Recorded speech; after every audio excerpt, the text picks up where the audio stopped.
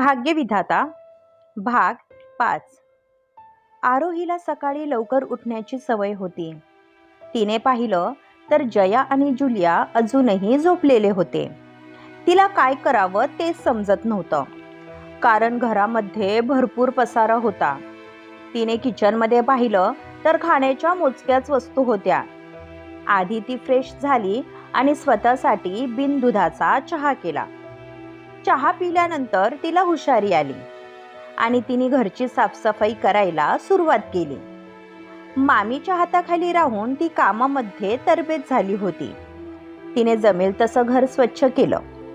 तिच्याजवळ जे पैसे होते ते घेऊन ती बाहेर आली. तिने येताना बिल्डिंग बाहेर किराण्याची आणि भाजीची दुकानं पाहिली होती. तिने काही मोजक्या वस्तू खरेदी केल्या आणि नाश्ता बनवायला सुरुवात केली. तिच्या आवाजाने जया आणि जुलियाची झोपमोड झाली. त्या दोघींची कामं सहसा रात्रीची असायची, म्हणून दिवसभर त्या दोघी झोपा काढायच्या. दोघी जणी बेडरूम मधून बाहेर आल्या तसे त्यांचे डोळे आश्चर्याने मोठे झाले. हे आपण कुठे आलो आहोत? जुलिया डोळे मोठे करत म्हणाली, हा यार, हे कोणाचं घर आहे? जया पण आजूबाजूला नजर फिरवत म्हणाली, गुड मॉर्निंग. मी तुमच्यासाठी चहा आणि पोहे केले आहेत. मला जे सुचलं ते मी केलं.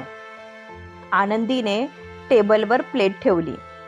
दोघी डोळे फाडून तिच्याकडे पाहायला लागल्या. हे सर्व तू केलं आहेस? घरामध्ये तर वस्तू नव्हत्या, मग तू ब्रेकफास्ट कसा काय बनवला?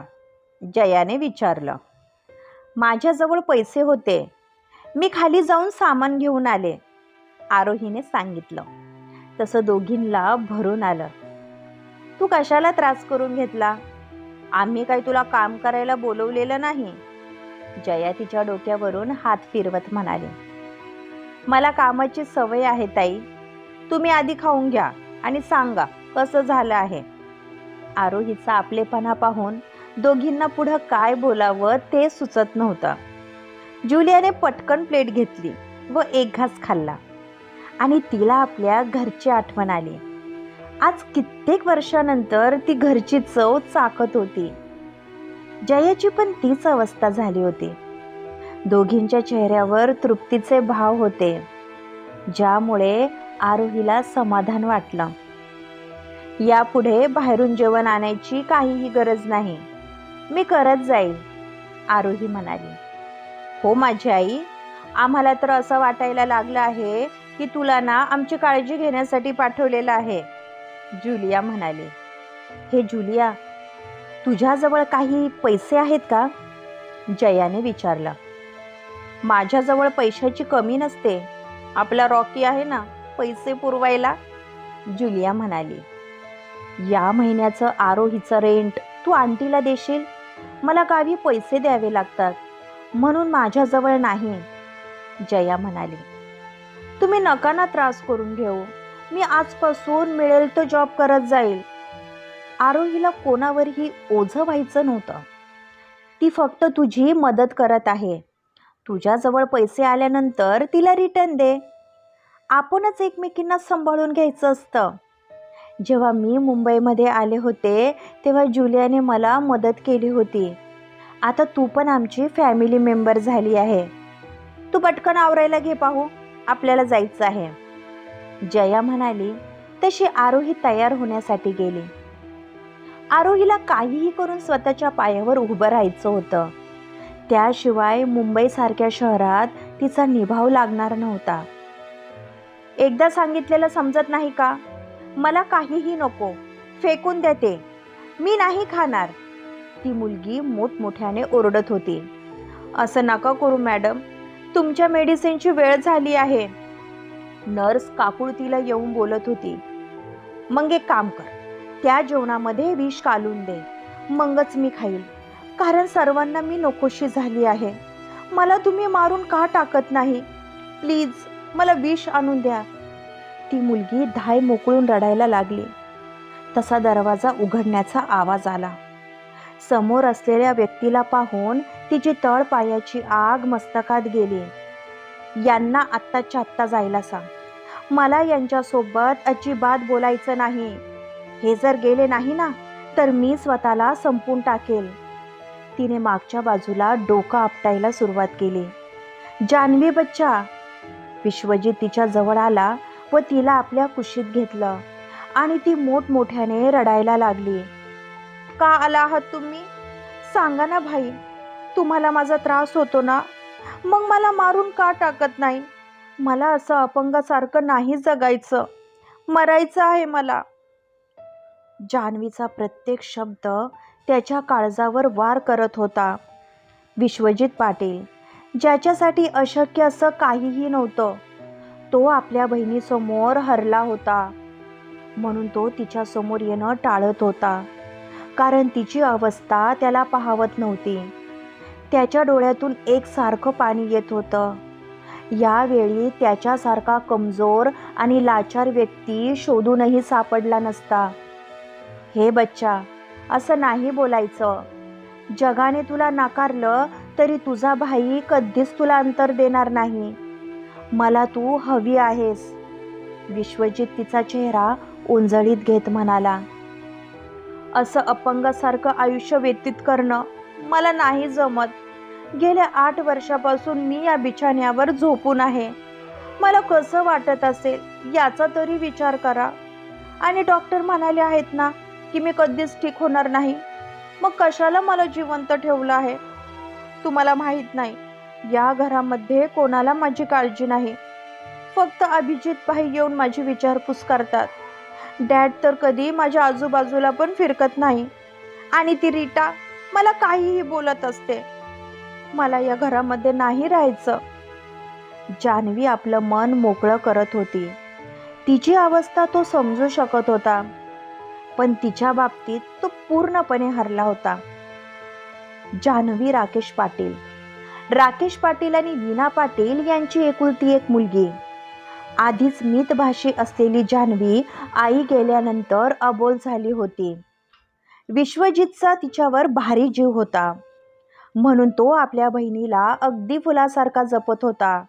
पण एक दिवस अचानक होत्याचं नव्हतं झालं. जान्हवी 12 वर्षाची असताना बंगलोच्या टेरेसवरून खाली पडली.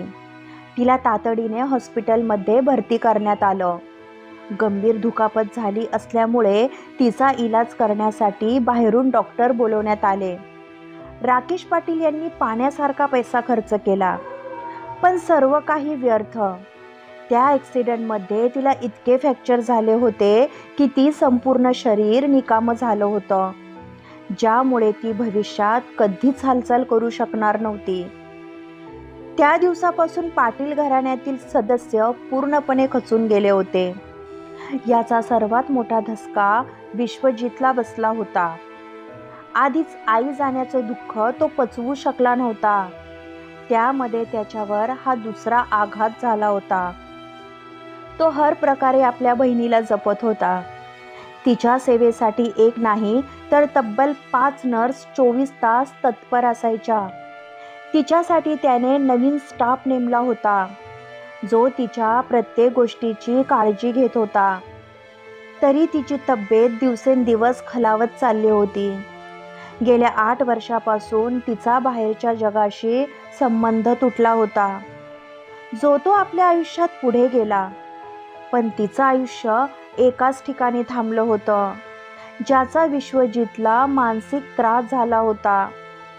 म्हणून तो शक्यतो जान्हवीला भेटायला येत नव्हता, कारण तिची अवस्था त्याला पाहवत नव्हती.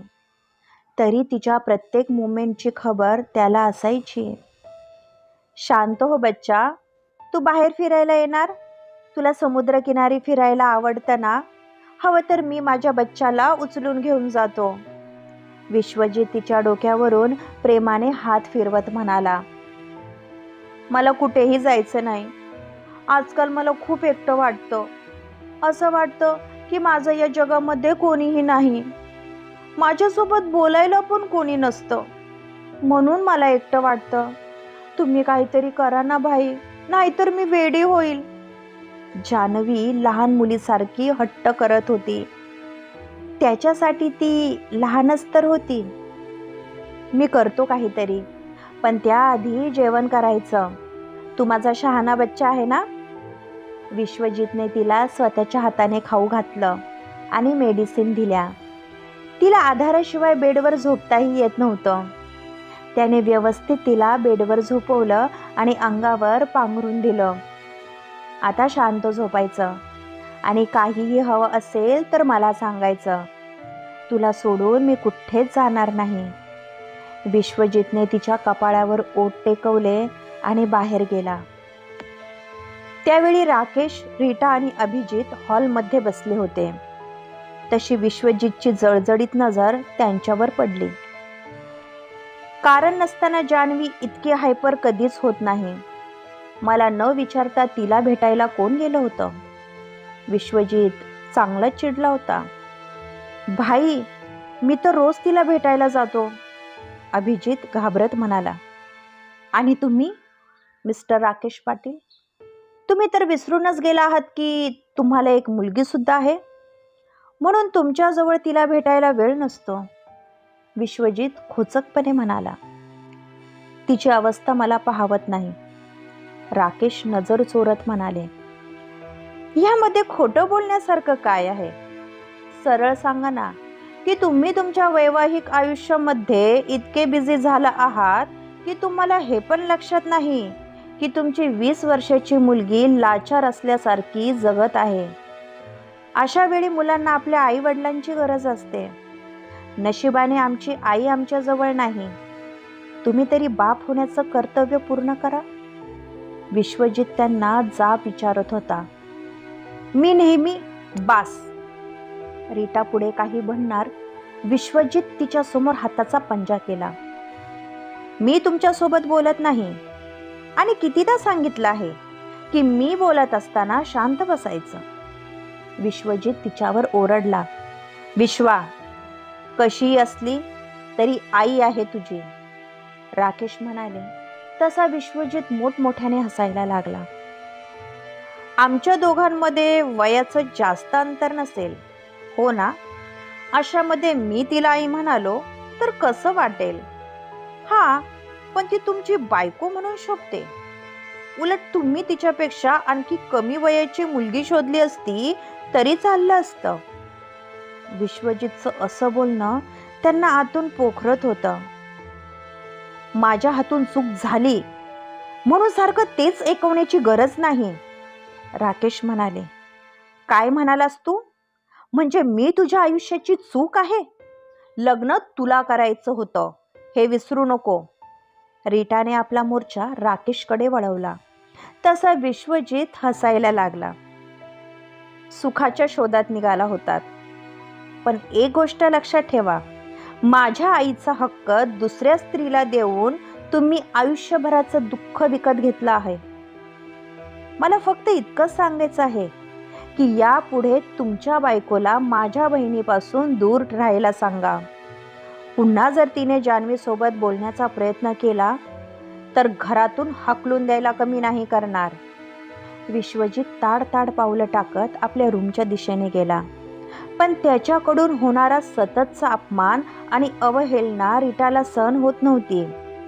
पण राकेशला बोलून उपयोग नव्हता, कारण तो नेहमी आपल्या मुलांची बाजू घेत होता आणि विश्वजित चुकीचे असे काहीच बोलत नव्हता. रीटा नेहमी जान्हवीचे मानसिक खच्चीकरण करत होती, ज्यामुळे जान्हवीची मनस्थिती खालावली होती. क्रमश पुढचा भाग ऐकण्यासाठी आमच्या चॅनलला सबस्क्राईब करा. धन्यवाद.